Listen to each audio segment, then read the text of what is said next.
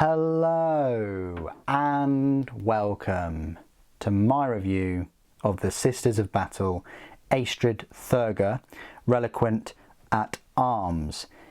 This model, or this pair of models here, will cost you £23.50. It's not too bad of a chunk of money for two models. You are getting quite a large detailed banner there. I guess it would have been nice to have her on her own, but we'll get to the rules and why she's joined there with her faithful scribe called Agatha Dolan, or her grandma. She's brought her grandma along, let's just face it. You've got 23 plastic parts in this kit. You get a 32mm base and a 25mm base. It does come in this fancy box as well. What we'll do is we'll have a look at all the detail for both Aestrid and Agatha, and then I will show you some size comparisons. There are a couple of head options for Aestrid. You can have her with just, helmetless head, or with the helmeted head with the visor open, but that's it. And Dolan just comes as she is. I think she's only about 3 or 4 parts. So let's have a look at them close up. So here's Aestrid. Awesome looking banner bearer, fantastic, probably one of the best banner bearers that Sisters of Battle have now. It's really going to be a focus of your army if you're going to pick her. I was a bit worried about gluing the banner on and how it would support it, but there's a couple of parts here that connect to the arm and the body, and she hugs the banner quite closely to herself. Again, I love the detailing and the scenic base. You're getting a bit of a scenic base for both of them, and it is beautiful. I mean, if you're going to paint this anytime soon, probably worth not gluing her onto that and then painting all the masonry and the marble effects and things like that, and the fleur-de-lis icons if you can. Just spotted a gap there. I need to either fill that or file that down.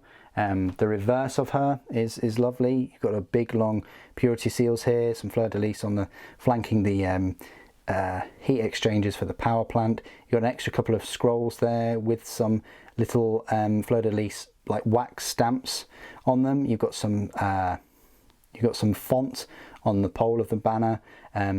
You've got a candle there on the back. You've got this sheath for her power sword that she's showing. It says Pious. It says Pious on there. You've got some detail all around there with some fleur-de-lis icon on the top of her power armor, and on the buttons, as well as a pistol that's holstered. The detail on the banner is fantastic. It's got a nice frame around it with some fleur-de-lis icons, and even like a leaf fleur-de-lis hybrid icon. And then you've got a hooded figure there. Maybe it's St. Catherine, who knows. You've got the cup, you've got blood and an eagle in the cup as well. You've got some more writing. It says Sororitas on there with some skulls. Fantastic. I think they've done a really good job to capture this in plastic. I mean, yeah, we can only dream of what it would look like in resin if they chose to do that. I like all the extra details and the spikes and the fleur-de-lis icon that framed this skull with another fleur-de-lis icon at the top as well. This thing is, I mean, I'd like somebody to just tell me how many fleur-de-lis icons there are on this model, especially on the base as well, all hidden about this. It probably has the most number, not including Triumph of St. Catherine. But yeah, really impressed with this mini. I hope to see many more miniatures like this in the upgraded Imperial Guard when they bring those models out. I can't wait to see some of their soldiers clutching big banners and emblems and things, because those hugely affect morale, and they play a big part in some of the books I've been reading. I won't say any more. So here is Dolan. Her grandmother, it looks like. It's got this staff, it's a scribe, got a book, probably a data slate or two hidden somewhere. She's got a pistol in there, and not much detail on that. And then she's got a little backpack too. Pretty cool. I would actually like to see more of these kind of miniatures, rather than just the power armoured, war only minis that we see. I'm a big fan of seeing more like just human figures and civilians and things. in Warhammer 40,000. I know it's all about war and things, and I know at the end of the day some of these civilians will just be, you know, I guess regular people with las pistols and stubbers, but you know, that's what intrigues me the most. Not so much the armies and the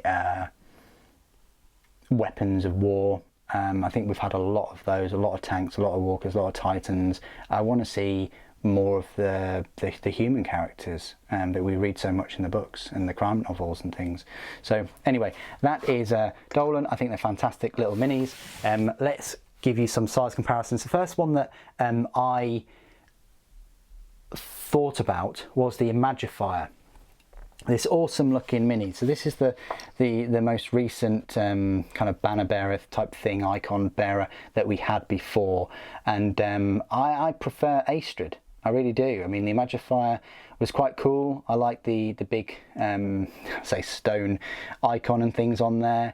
It looks like it's a mini sister just sat on the top, but the banner is so cool, and I like the helmet and I like the sword, whereas the Imagifier has this, you know, bolt gun that's just kind of, you know, strapped onto the side with a standard power plant. I mean, this model's only like a year old or so. It came out start of 2020, but going from this to that is just, yeah, brilliant. I think this one was about £18 though. I'm sure. Anyway, that's the Imagifier. I'll just show you the Canoness. So they're in a kind of similar pose. Not much in it, similar height. But she will go very well near a Canoness. You've got a normal Sisters of Battle right there.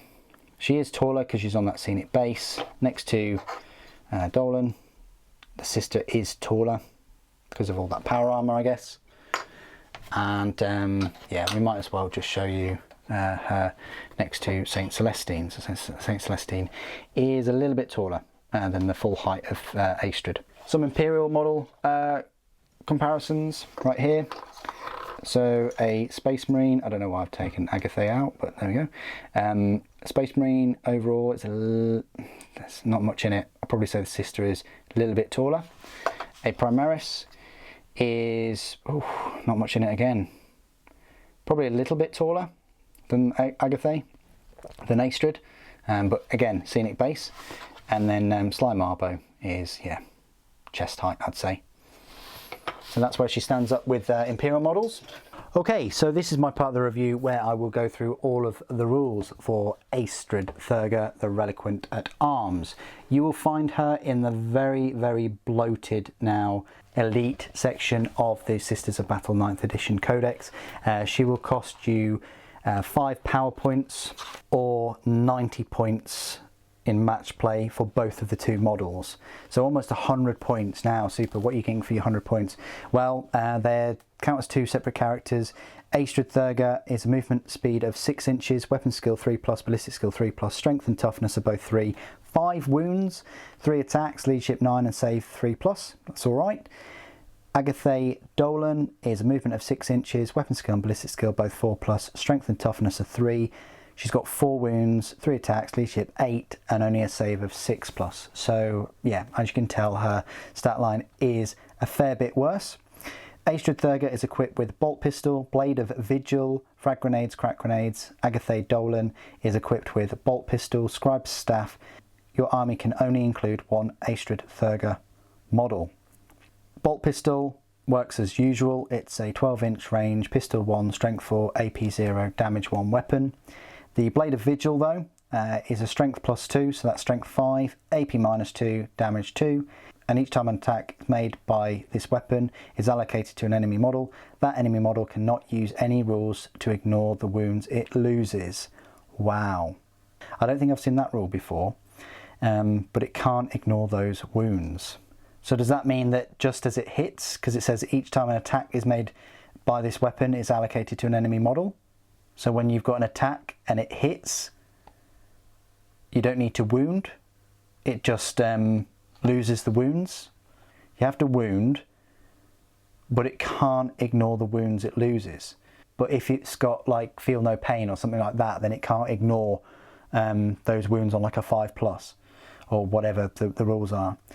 Scribe's staff is a melee weapon, strength +1, AP 0, damage 1. That's just, yeah, quite poor. So the main reason you get these two is you've got Axe of Faith, Sacred Rites, and Shield of Faith. Rosarius. Models in this unit have a 4+ invulnerable save. So there you go. Agatha Dolan has 4+ invulnerable, so does Aestrid. That means she's got a nice 3+ and a 4+ invulnerable. Line of Martyrs.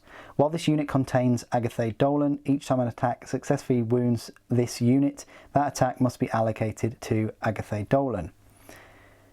The destruction of Agatha Dolan is ignored for the purposes of morale tests. If Aestrid Thurga is ever destroyed, Agatha Dolan is also destroyed. So that's interesting. So, so you can't necessarily go after, I guess you can go for Aestrid, but the wounds are going to go to Dolan. But for some reason, if Aestrid is destroyed, then Dolan's also destroyed. Unbridled Ardour. Each time an attack with a damage characteristic of 1 is allocated to Aestrid Thurga, add 1 to any army saving throw made against that attack. Very nice. Any armor saving throw. So anything with a damage of 1, yeah, you're going to be getting, you know, if you're rolling a dice and you get like a 2+, then you're going to be adding 1. So that will have passed the save. Recount the deeds of the saints. In your command phase, select 1 friendly Adeptus Sororitas unit within 9 inches of Agatha Dolan until the start of your next command phase. Each time that unit is selected to fight, you can reroll 1 hit roll, 1 wound roll, or 1 damage roll when resolving that unit's attack. That's fantastic. It's got to be a character within 9 inches. I guess that could be Aestrid as well, though. Auto Tapestry of the Emperor's Judgment. Once per battle in your command phase, Aestrid Thurga can plant this banner. If she does, until the start of your next command phase, Aestrid Thurga has the following ability.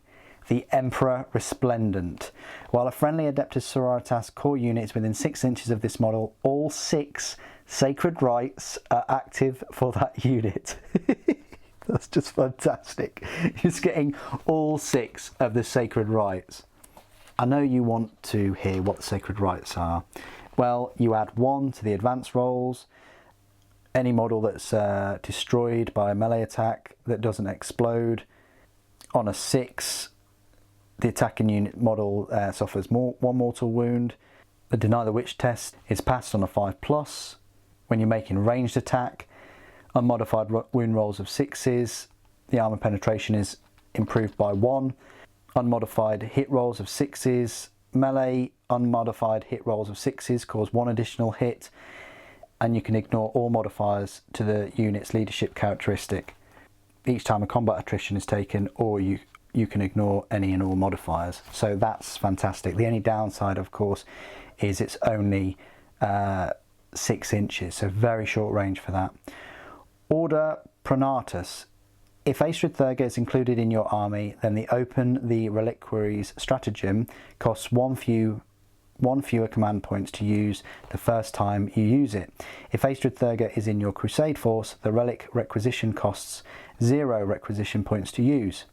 Hagiolatry. I think that's how you pronounce it, Hagiolatry. If Agatha Dolan is included in the same Crusade army as a Saint Potentia model, and if Agatha Dolan is on the battlefield at the end of the battle, that Saint Potentia model gains 1 additional Saint point. It's nice. Keywords: Imperium, Adeptus Ministorum, Adeptus Sororitas, Infantry Character, Sanctified Aestrid Thurga, Infantry Character, Cult Imperialis, Agatha Dolan. So there you go, a lot of abilities for both of these. Don't just think of them as, oh, there's a Blade of Vigil and there's a staff and, you know, they've got their 4+ invulnerable saves or Shield of Faith and things like that. They've got a lot of abilities that are very useful depending on where you're going to put them in your force. This is definitely a thinking person's unit, and it's a specific unit that will come into its own with certain units surrounding it. But again, the bubble for that banner is not a huge one. I would have preferred it to be 12 inches minimum, possibly 18 inches. You've really got to keep up with other units to use that to its maximum effect. But other than that, fantastic looking mini, great set of abilities and rules. What do you guys think of Aestrid Thurga and Agatha stolen. Please do put your thoughts and opinions down in the comments below. It'd be great to hear from you. Thank you ever so much for joining me today. Thank you for watching. The Emperor Protects.